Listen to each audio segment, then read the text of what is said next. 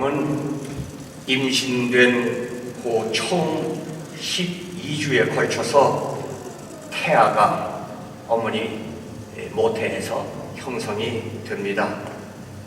처음에는 하나의 단세포에 지나지 않던 것이 12주 후에는 사람의 모양으로 형성되는 것입니다. 총 임신된 후 4주가 지나면 0.2인치 크기, 아주 작은 크기의 형태 없는 생명체, 5주가 되면 팔과 다리가 싹 트듯 나오기 시작하고, 그리고 입과 눈의 모습이 나타나게 됩니다. 6주가 되면 손가락이 생기고 입이 제 모양을 이루게 됩니다. 그러다가 12주가 될 때부터 비로소 태아, 피터스라고 부르는 것이 형성이 되는 것입니다. 이때는 잘 구성된 이목구비를 갖춘 인간으로서의 완전한 형태를 이루게 되는 것입니다. 그 후에는 그 이루어진 형태를 채워가면서 태아가 성장하게 되는 것입니다. 우리 교회 우리 젊은 의가 계신데 제가 공자님 앞에서 이 말씀을 드려서 제가 틀렸는지도 모르는 용서하십시오. 오늘 본문의 이사야는 이스라엘 백성을 한 인간의 개체로 비유하면서 어머니의 태중에 있을 때부터 모양이 처음 형성될 때부터 하나님의 택함을 받았음을 감격스럽게 표현해주고 있는 말씀입니다. 본문 1절을 다시 한번 우리 함께 읽겠습니다. 섬들아 내게 들으라, 먼 곳 백성들아 귀를 기울이라.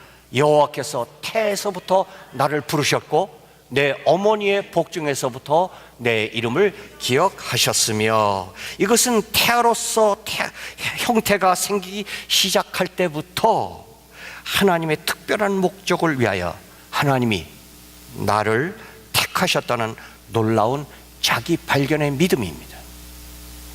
이것이 신앙적 자아 발견이라는 것입니다. 여러분은 여러분의 육신을 어떻게 보고 계십니까? 시인은 인간의 육체를 영혼의 궁전으로 비유합니다. 정신과 의사는 마음과 인성의 집이라고 하고, 유전학자는 유전자 전성체라고 하고, 생물학자는 유기조직체라고 말하고, 인간학자는 문화의 집합체라고 말하고, 또한 교류학파는 인간은 흙에 지나지 않는다고 비하하기도 합니다. 그러나 많은 경건한 사람들은 인간의 육체는 고상한 목적을 위해 만들어진 걸작으로 수많은 위대한 일들을 해낼 수 있어서 높은 산을 정복하기도 하고, 바다 위에 다리를 건설하기도 하고, 우주를 탐험하기도 하고, 정신세계를 한없이 넓혀가는 고상한 학문과 문학과 예술을 창작하기도 하며 교양학, 음악을 만들어낼 수 있는 위대한 존재로 본 것입니다. 오늘 본문의 이사야는 이 마지막 그룹에 속하는 사람입니다. 그는 저 수많은 위대한 일들을 이루기 위하여 특별한 목적이 주어지면서 태아의 부분이 형성되어 나가는 과정을 오늘 본문에 말씀해 주고 있습니다. 이사야는 태중에서 태아의 입과 눈과 손이 형체를 갖추어 나갈 때마다 거기에 부어지는 하나님의 위대하신 세상을 구원하시는 목적을 보았던 것입니다. 본문 2절을 우리 함께 읽겠습니다. 내 입을 날카로운 칼같이 만드시고 나를 그의 손 그늘에 숨기시며 나를 갈고 닦은 화살로 만드사 그의 화살통에 감추시고, 하나님의 영광을 나타내기 위하여 나를 한 부분 한 부분 만드시고 갈고 닦으시고 손에 잡으시고 언제든지 쓰시기 위해서 화살통에 감추어 준비해 두셨다는 것입니다. 하나님의 영광을 위하여 쓰실 도구들, 칼과 화살같이 우리를 그렇게 각각 필요대로 만드셨다는 것입니다. 흑인 작가 제임스 볼드윈이라고 하는 사람은 자기 조카에게 다음과 같은 편지를 보낸 적이 있습니다. 만일 내가 어디로부터 왔는지를 알면 너 가는 곳에 거침이 없으리라. 이 우주를 지으셨던 그 하나님이 그때 그의 그 손으로 너를 지으셨으니 너를 향해 세우신 그 목적이 어찌 이루어질 수 없겠느냐. 내가 그 하나님의 손으로 내 모태에서 이목구비가 지어질 때부터 너를 향해 세우셨던 하나님의 그 위대한 목표가 성취되어 나가는 너의 앞길에 무슨 거침이 있겠느냐. 볼드윈은 오늘 본문의 이사야와 같은 인간관을 가졌던 것입니다. 이사야의 이 놀라운 발견, 어머니의 태중에서부터 우리 인간을 지으셨으며 거룩한 목적을 심어주셨다는 그 무엇으로도 정복될 수 없는 신앙이 오늘의 이스라엘 백성을 승리의 백성으로 이끌어 오고 있는 것입니다. 세계 인구의 0.2%밖에 안 되지만 세계를 움직이는 최고의 사람들이 유태인입니다. 미국 최상위 부자 40명 중 22명이 유대인입니다. 최고 부자 빌 게이츠, 최고 연봉 7억 불을 받는 조지 소로스, 정신과학계의 프로이드, 자연과학의 아인슈타인, 원자폭탄을 만든 오펜하이머, 발명왕 에디슨과 갈릴레오, 정의업계의 락커펠러도 유대인입니다. 유럽 금융계의 지배자 로스차일드 가문, 할리우드 메이저 영화사 7개 중 6개, 콜롬비아, 유니버설, MGM, 20세기, 팍스, 워너 브라더스, 이들이 다 유대인입니다. 찰리 채플린, 마릴린 몬로, 엘비스 프레슬리, 스틸버그 감독, 폴 뉴먼, 저스틴 호프도 유대인이고, 맥도날드, 스타벅스, IBM, 코카콜라도 다 유대인 기업입니다. 세계 인구의 0.2%밖에 안 되고 미국 인구의 2%에 불과한 유대인이 미국 경제의 70%를 장악하고 있습니다. 유대인은 세계를 지배하는 최대의 영향력을 행사하는 민족입니다. 성공하는 사람들의 이야기를 할 때 우리는 유대인들을 예로 흔히 듭니다. 왜 그렇습니까? 무엇이 그들을 성공케 하는 원동력입니까?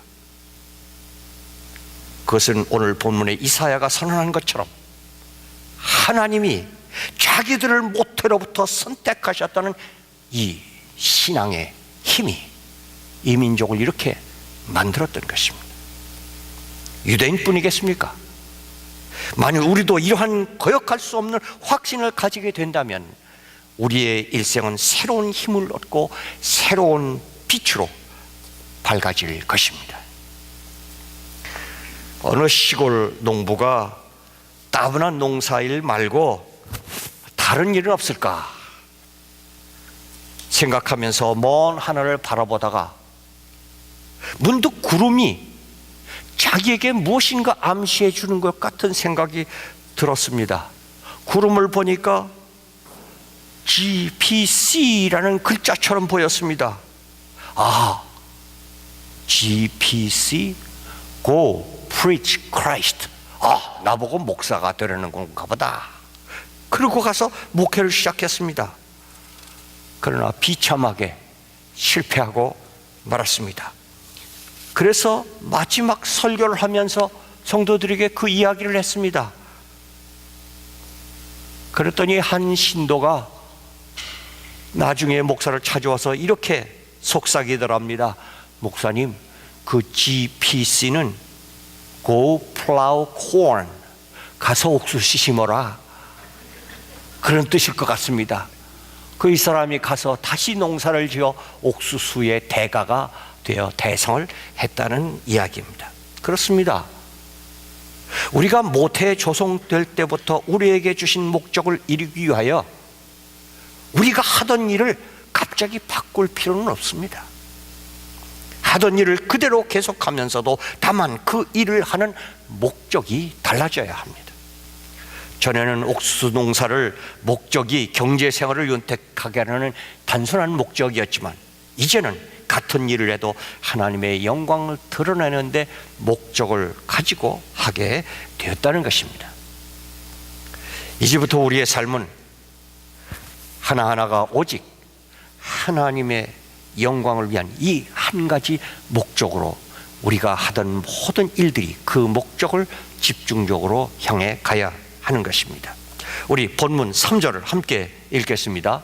내게 이르시되 너는 나의 종이요 내 영광을 내 속에 나타낼 이스라엘이라 하셨느니라. 아멘. 하나님의 영광을 나타내기 위하여 나를 태중에서부터 선택하셨다는 믿음입니다. 이 선택의 확신을 가지는 것을 우리는 믿음이라고 부르는 것입니다. 좀 오래된 지나간 얘기지만 김연아는 대한민국의 영광을 위하여 선택된 사람입니다. 이 얼마나 큰 영광입니까?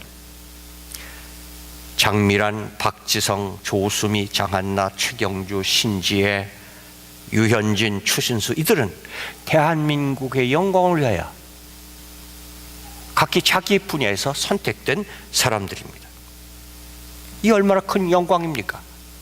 하물며 우리가 하나님의 영광을 위하여 선택된 자라면 이 얼마나 큰 영광이겠습니까? 나 하나가 그렇게 선택된 자라는 것입니다. 김연아 한 사람이 한국의 영광을 세계 만방에 드러냈던 것처럼 우리 한 사람이 하나님의 영광을 드러낼 수 있다는 것입니다. 우리 데살로니가 전서 2장 19절 20절 함께 읽겠습니다. 우리의 소망이나 기쁨이나 자랑의 면류관이 무엇이냐? 그가 강림하실 때 우리 주 예수 앞에 너희가 아니냐? 너희는 우리의 영광이요 기쁨이니라. 아멘. 나보고 하는 이야기입니다.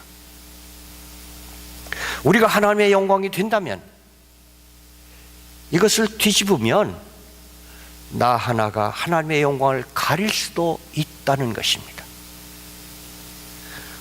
오랜 전통을 자랑하던 미국의 어느 한 천주교회가 신부 한 사람이 어린이 성추행을 함으로 이 사건이 소송되면서 그 장엄하고 화려한 성당을 매각해서 수백만 원의 배상을 했던 일이 아직도 우리의 기억에 남아 있습니다. 한 사람이 하나님의 영광을 일순간에 무너뜨릴 수가 있습니다. 이 신부 한 사람뿐이겠습니까? 목사 한 사람이 기독교를 무너지게 하는 연못에 구멍을 내는 큰 실수를 저질 수 있는 것입니다. 성도 한 사람의 잘못된 부정행위가 하나님의 영광을 가릴 수 있다는 것입니다. 우리 마태복음 5장 13절 함께 읽지요. 너희는 세상의 소금이니 소금이 만일 그 맛을 잃으면 무엇으로 짜게 하리요? 후에는 아무 쓸데없어 다만 벗겨버려져 사람에게 밟힐 뿐이니라. 아멘. 오늘날 그리스도인들이 얼마나 자주 이 말씀처럼 길바닥에 버려져 사람에게 짓밟히고 있습니까? 그러나 여러분, 우리는 하나님의 영광입니다. 아니, 하나님의 영광이 되어야 합니다. 아니, 하나님의 영광이 되기 위하여 모태로부터 선택받고 조성된 것이 바로 나라고 하는 사실을 우리는 깨달아야 합니다.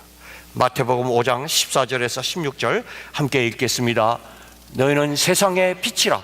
산 위에 있는 동네가 숨기지 못할 것이요 사람이 등불을 켜서 말 아래 두지 아니하고 등경 위에 두나니 이러므로 집안 모든 사람에게 빛이 느니라. 아멘. 그렇습니다. 나는 세상의 빛입니다. 나는 숨길 수 없는 세상의 빛입니다.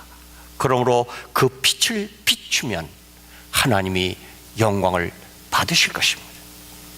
우리가 하나님의 영광이 되기 위하여 잘날 필요는 없습니다. 내 모습 이대로를 하나님의 영광을 위하여 사용하면 되는 것입니다. 나의 현재 삶 속에서 말씀대로 살아서 삶의 열매를 맺으면 그런 우리는 하나님의 영광이 되는 것입니다. 우리 요한복음 15장 8절 함께 읽겠습니다. 너희가 열매를 많이 맺으면 내 아버지께서 영광을 받으실 것이요 너희는 내 제자가 되리라. 아멘. 한때 무소유 유행어처럼 들렸었지요. 무소유는 참 훌륭한 것입니다. 참 거룩하고 깨끗한 것입니다. 그러나 무소유보다 더 훌륭한 것은 많이 가지고 많이 하나님의 영광을 쓰는 것입니다. 요한 웨슬리 목사님은 말씀하셨습니다. 될 수 있는 대로 많이 벌어라. 그리고 될 수 있는 대로 많이 저축하라. 그리고 될 수 있는 대로 많이 선하게 사용하라. 저는 무소유보다 저는 이 말씀이 더 좋습니다. 그렇습니다. 하나님의 영광을 위하여 우리는 사업가가 되어야 합니다. 하나님의 영광을 위하여 우리는 학문을 더 높이 쌓아야 합니다. 하나님의 영광을 위하여 우리는 최대한 건강해야 합니다. 하나님의 영광을 위하여는 최대한 출세해야 합니다. 하나님의 영광을 위하여 우리는 최대한 재능을 키워야 합니다. 하나님의 영광을 위하여 우리는 최고의 명예를 얻어야 합니다. 하나님의 영광을 위하여 최대한 성공해야 합니다. 그러나 중요한 것은 사업가만, 큰 사람만, 가진 사람만, 배운 사람만 하나님의 영광이 되는 것이 아니라는 것입니다.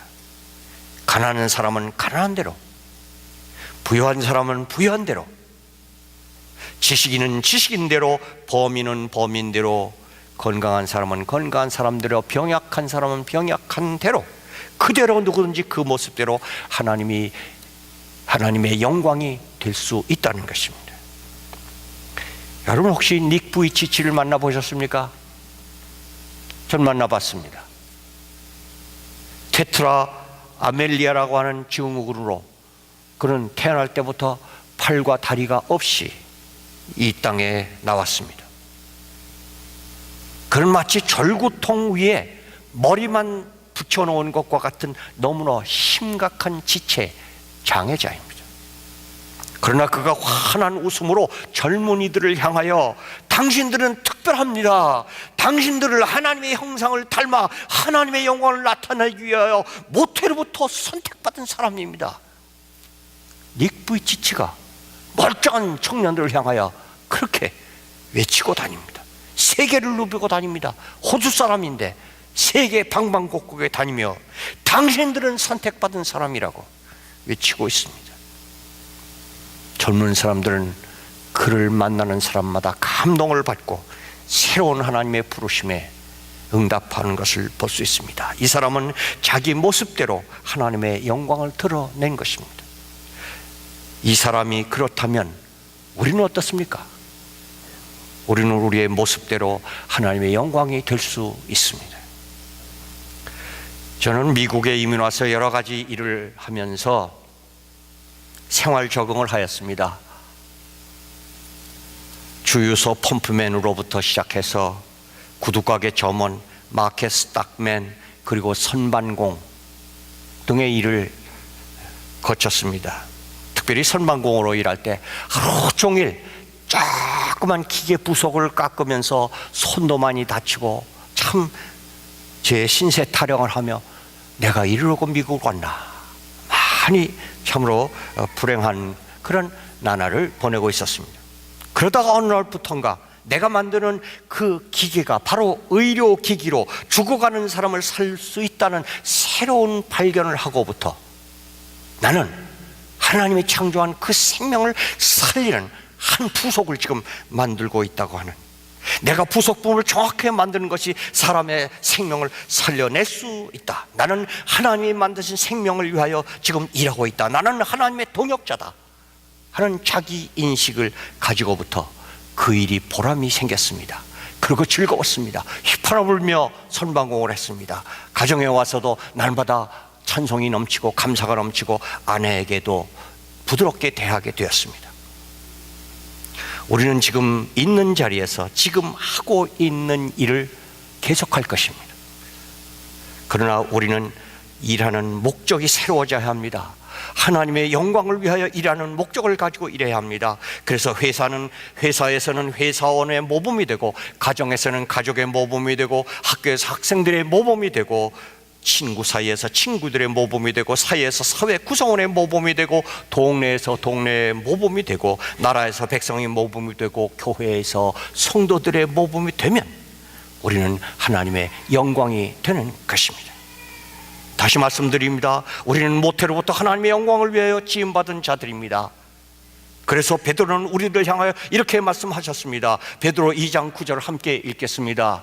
너희는 택한 족속이요 왕같은 제사장들이요 거룩한 나라요 그의 소유가 된 백성이니 이는 너희를 아웃 온 데서 불러내어 기이한 빛에 들어가게 하신 이의 아름다운 선포하게 하려 하심이라. 아멘. 이어서 이사야 43장 7절 함께 읽겠습니다. 내 이름으로 불러지는 모든 자 곧 내가 내 영광을 위하여 창조한 자를 오게 하라.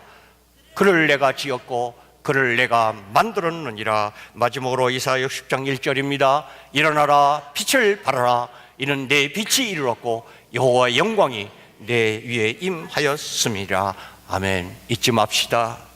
우리는 하나님의 영광을 위한 존재입니다. 오늘 예배 마지막 시간에 우리는 세상에 빛을 비추기 위하여 빛을 들고 교회 밖으로 세상을 향하여 나갈 것입니다. 왜냐하면 우리는 세상의 빛이기 때문입니다.